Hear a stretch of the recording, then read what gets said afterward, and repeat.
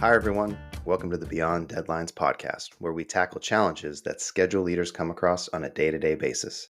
My name is Micah, and I'm a scheduling manager for Intel. And my name is Greg Lawton. I'm the CEO of an AI schedule management company called Nodes and Links. Each podcast is designed to give you strategies and tactics that you can implement right away. Today, we're going to dive into a skill set that most schedulers probably do not have. Greg, you're the VP of scheduling, and you've been asked to present the company's scheduling performance to the CEO and the board. What do you present? Got it. Okay. I think it's interesting that you said that most planners don't have this skill set. In my experience, the skill set in a technical role that gets you to a senior position, so a junior engineer to a senior one or a junior scheduler to a senior one, is the actual anti-skill set that gets you from senior and beyond, because it's less about technicalities and it's more about politics and explanation. Okay. To answer this, I need to understand, is this a one-off presentation or am I part of the board reporting cycle? Let's say this is your standard quarterly update, but you have 1 to 2 projects that have gone severely south. They are extremely intrigued on those because they could be massive, red marks on the next income statements and things like that. Got it. And do they know that things have gone very south and they specifically asked me for this board meeting to focus on those? Or is this a general update when I've been asked to present that we've got an issue to the board? Let's say this is a general update, but you've gotten word that, hey, Greg, Project A, Project B, we're interested in talking about. Got it. Okay. So I would fully expect in this situation to have a very, very standardized reporting pack. I would expect to have 1, maybe 2 or 3 slides that I can put in beforehand. Those slides beforehand would have to go in at least a week before because the board pack will be printed out and hand delivered to the board members for them to read and review. Well, let's talk about what would that standard board pack look like? Well, there's 2 kinds of board packs that I've come across in my time. You've got one that's a free narrative where you've got 2 to 3 slides to say the things that you think are important.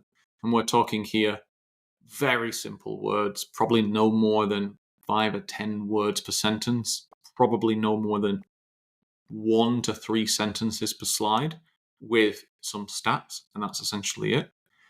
Or you've got standardized KPIs that you're reporting on. So, for example, if this is one of the reasons I was asking, is this an exception or a base? I would expect that scheduling for a base update would be singularly on KPIs. So those KPIs I'd expect would be, first of all, around hiring. So how big is our schedule team compared to financial model expectations and baseline? Then there'd be around scheduling competence. So are we at the level of scheduling competence that we need for the organization? And then scheduling deliverables. So this would be around predictability, on-time delivery, change control, and to be honest, only the things that make the company money. Anything else doesn't touch the board. And I'm guessing, is this a client or a contractor or a consultant? Let's say this is a contractor. Okay. So the things that primarily make contractors money in the scheduling game is bidding, change, and delay and disruption. So fighting liquidated damages. Let's keep that going. And let's say what would the difference be when you have a client? When you have a client, the thing that makes clients money is predictability of performance, because a client is generally buying a large capital asset for the use of that capital asset, and they'll have undertaken the project because the ROI is positive. So there's much more money to be made by getting the thing up and running. So I'll give an example. One of the projects that I analyzed a couple of years ago was actually the putting in place a new oil drilling platform. And they would once up and running, the company in question would make 10 million profit a day based on the oil prices at the time. But the actual placing of the platform required special rigs. Those special rigs were booked out years in advance, and if you slipped past dates, you were either waiting 6 months or a year to get a special rig back, so you're losing that much profit, or you have to pay an extortionate amount of money to reschedule them. So you'd be looking at some very, very high hitting items like that. Yeah.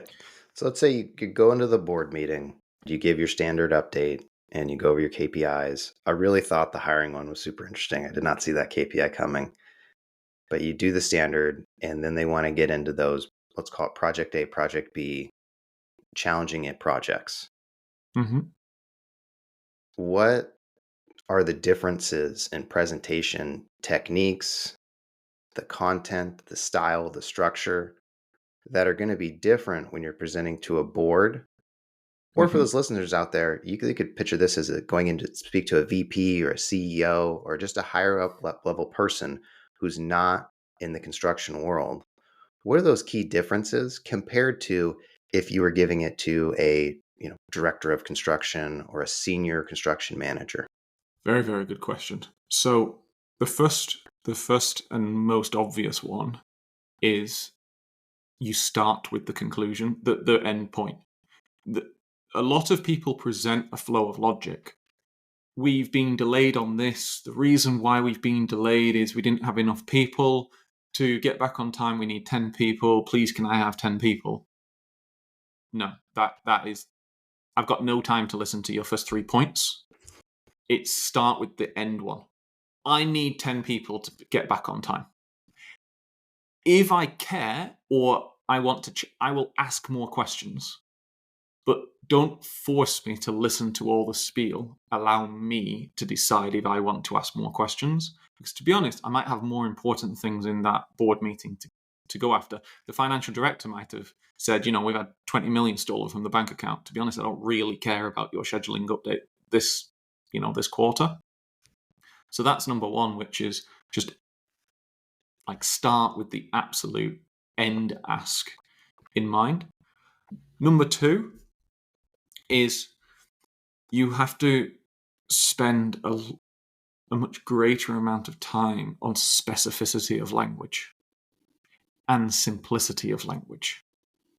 So you can't have words in there that are loaded terms where different people interpret words in different ways. It has to be the simplest English possible, maximum 3 syllables kinds of English, but very specific to what we're talking to.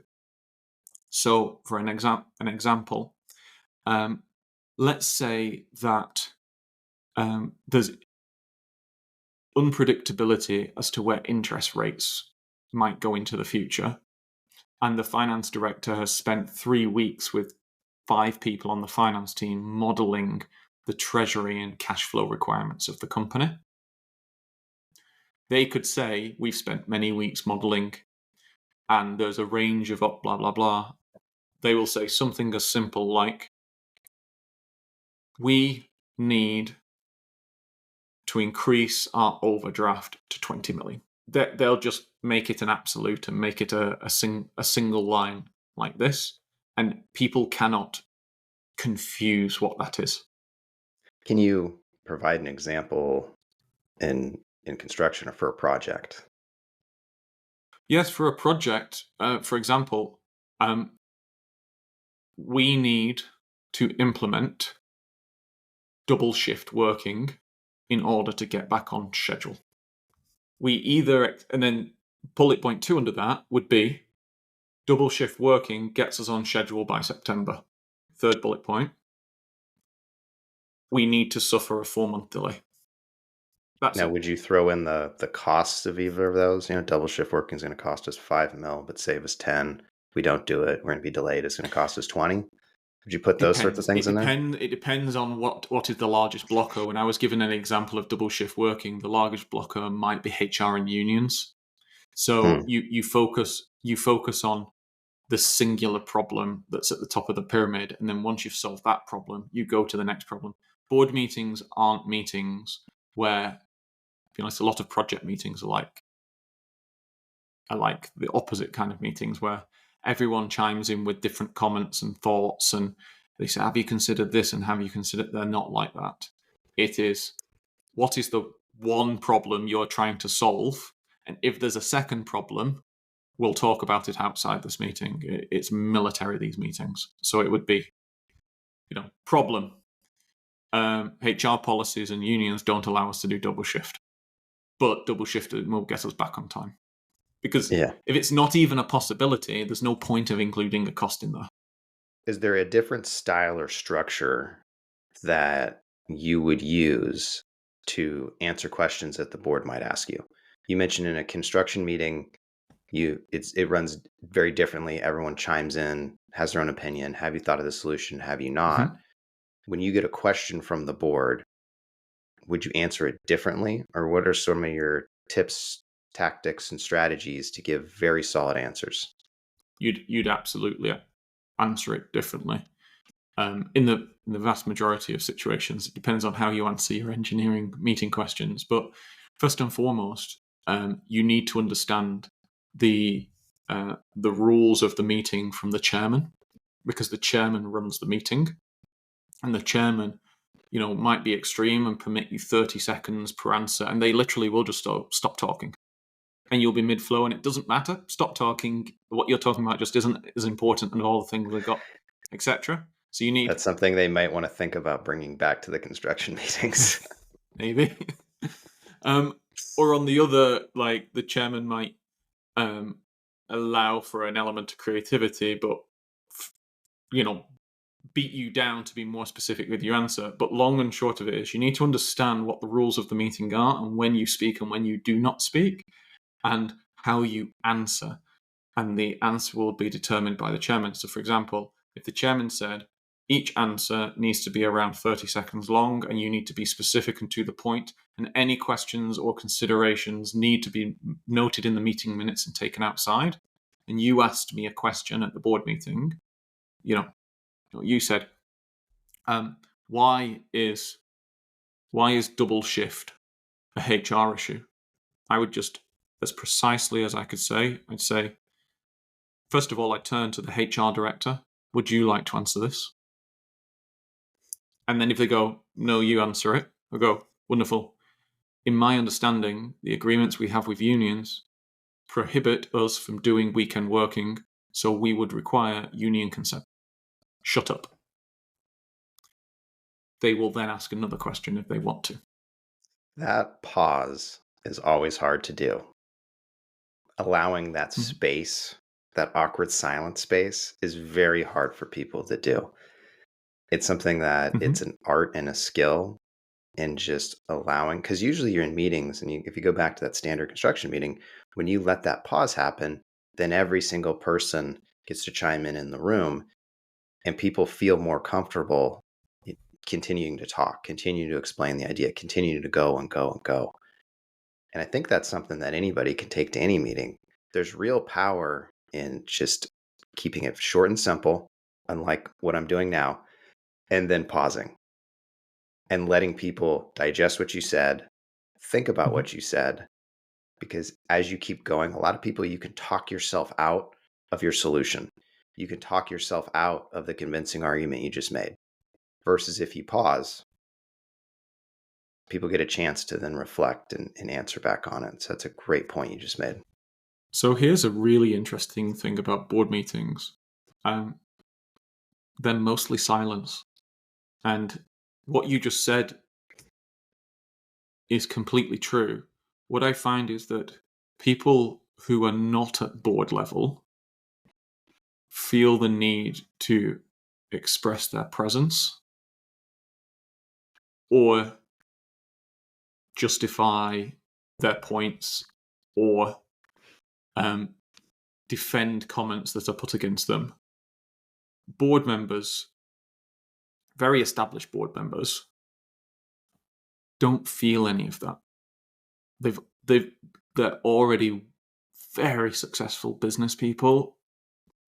they don't need to prove themselves, and to be honest, they don't need to defend their decisions. But, I don't have to explain myself to you.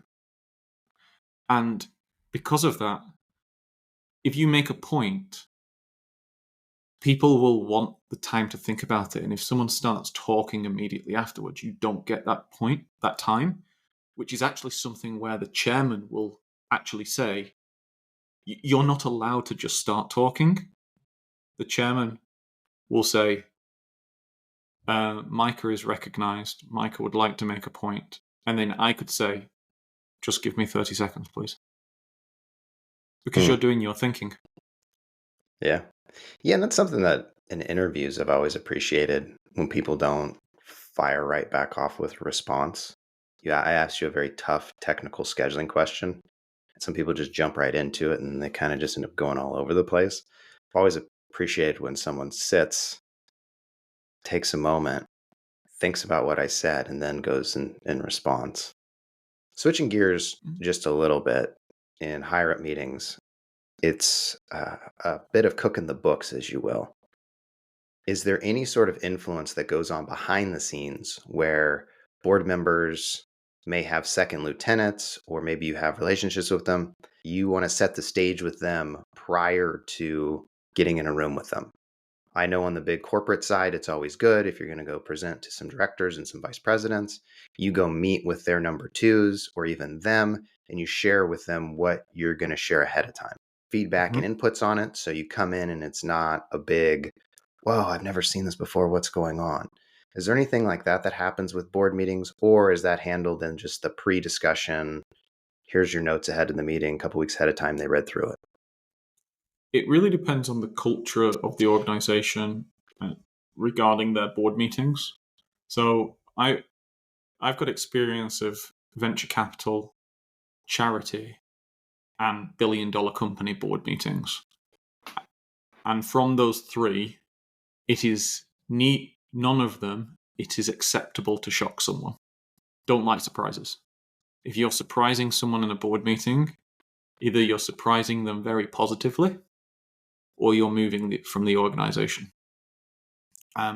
What I'd also say as well is, dependent on the size of the organization, if it's a large one, the board members or the attendees will never be preparing the material themselves. They will have teams that prepare the material. And that's what you're talking about here, where you will want to understand what are the key points being made, what is the focus of the executive.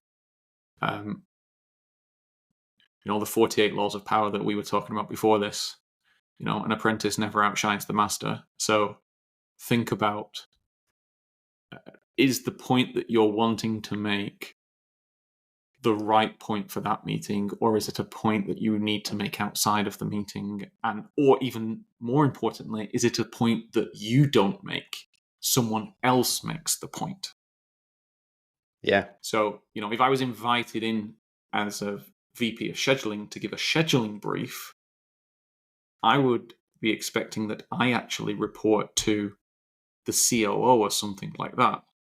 And I'd be saying to them, do you really want me to do the presentation? Or is it like, surely you should be doing the presentation?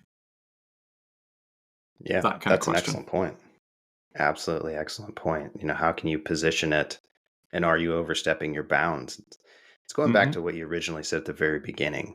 These are all skill sets and talents that aren't in a PMP manual, that you're not going to learn out on the job site, that if you want to elevate your career and keep moving up, you need to be able to pick up.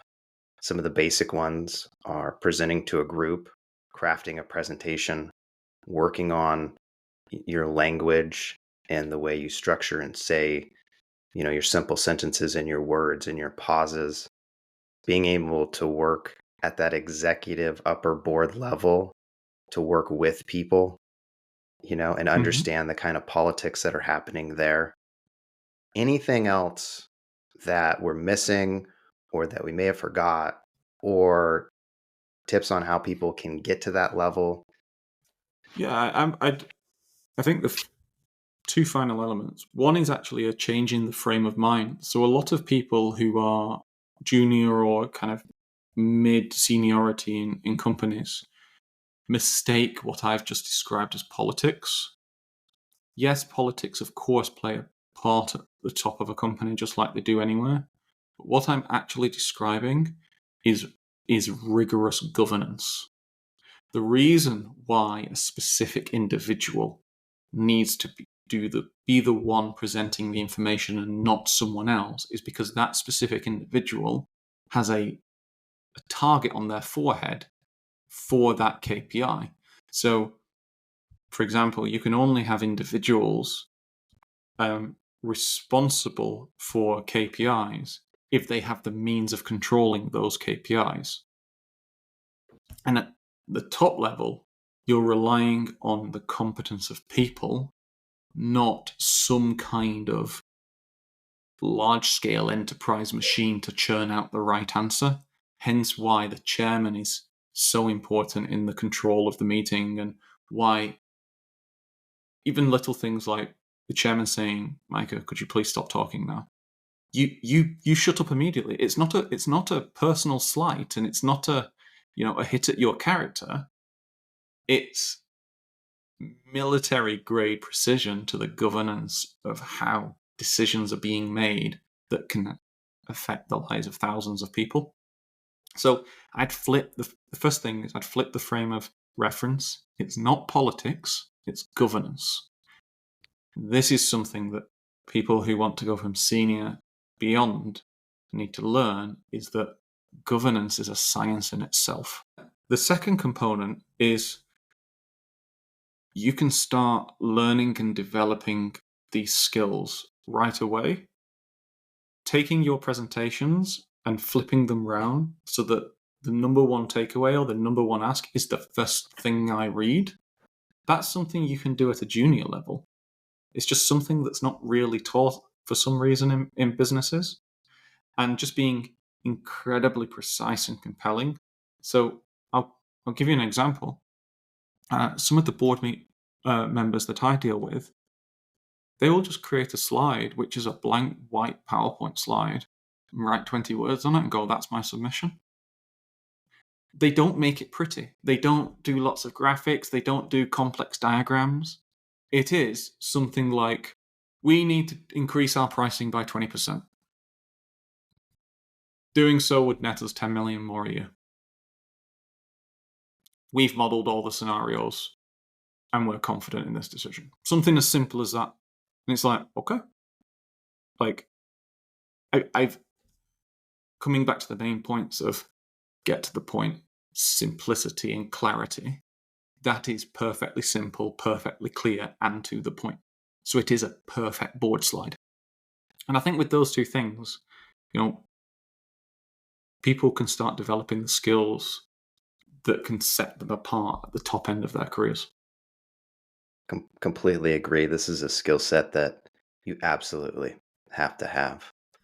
Well, folks, thanks for tuning in this week. We really appreciate all your listens. If you could, please share this podcast with your friends. It would mean the world to us.